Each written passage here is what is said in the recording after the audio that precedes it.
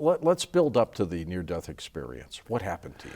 Well, I think it's important to point out at that time I was a 54-year-old academic neurosurgeon and spent more than 15 years at Harvard Medical School teaching, thinking I knew something about brain, mind, and consciousness, and then very suddenly I was driven deep into coma.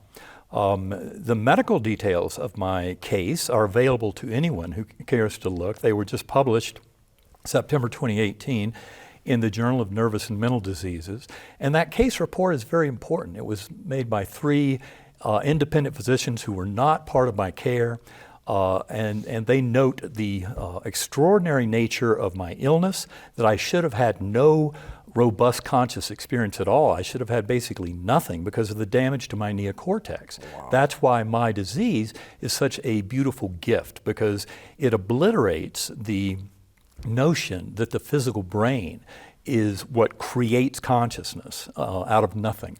And that's where everybody kind of misses the point. That's where the modern science is going in a very beautiful direction. But to cut to the chase, the experience itself started in an ugly kind of underground realm, the earthworm's eye view. I was rescued from that by this slowly spinning white light with a perfect musical melody that took me up into the brilliant, ultra-real Gateway Valley that was very Earth-like in many ways, but also had strong spiritual features. And all this, of course, is described in my book, Proof of Heaven. And there was a beautiful guardian angel on a butterfly wing in that realm, in that gateway realm, who proved extraordinarily important many months later, because it was her identity that helped me to come to realize the very realistic nature and important aspect of my journey in terms of my life lessons and what I was here to learn. But that Gateway Valley was only a stepping stone to even higher levels that I visited in my NDE, all the way out to what I call the core. The core was infinite inky blackness, but filled to overflowing with this brilliant light. I called it a dazzling darkness. It's filled with paradox, but that's because that's where all the dualities, good, bad, black, white, male, female, whatever the dualities of this world come together as one. And also that's where I witnessed the pure oneness of consciousness and the origin of our very conscious awareness with that God force, the creative source of the whole universe. And there are other features of the story that are important in terms of the scientific implications that help me to realize the absolute reality of this, all in the setting when my doctors had perfect evidence from my neurologic exams, CT and MRI scans, lab values, that this 7 days spent deep in coma due to a very rare E. coli bacterial meningitis, which almost always happens in newborns. Very rare to have E. coli meningitis in anyone older than 3 months.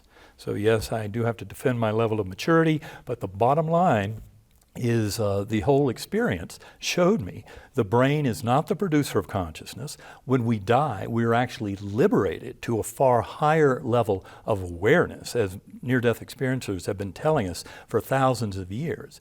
And so it's an extraordinary gift. How dramatic did it change your life when you came out of that coma? Well, it's important to point out that one of the essential features of my journey that seemed very strange at first, and it's atypical for a near-death experience, is the fact that I was amnesic. I had absolutely no words, language, no memories of Earth, of being human, and certainly no knowledge of Eben Alexander's life. That's the world my NDE lived in, was a complete empty slate. And it took me months and months after I came back to realize why that was so important. Now that effect was so powerful that when I did come back to this world on day 7 of my coma, my brain was an absolute wreck. I didn't even recognize loved ones at the bedside, my mother, my sisters, You mean my in son. reality now? In reality, when I came back to this world, I had no idea who they were. And those memories came back very quickly. I didn't even have words or language, as I said, but words came back literally within hours. Much of my language was completely back within a day. Childhood memories returned within a few weeks.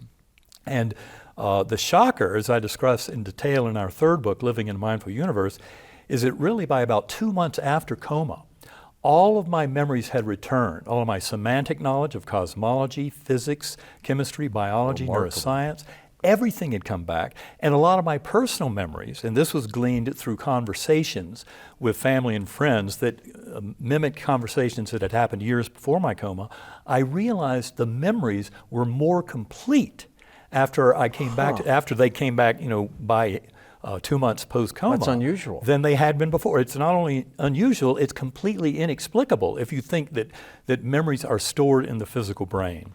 Eben, when you shut down a computer the wrong way, you could lose memory.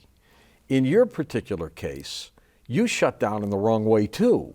I guess you can call it the wrong way. Why didn't it just wipe out memory totally? Well, I think that's part of the lesson, is when I woke up after this incredible journey that it would be impossible by our modern neuroscientific assessment of the role of the neocortex in human conscious awareness.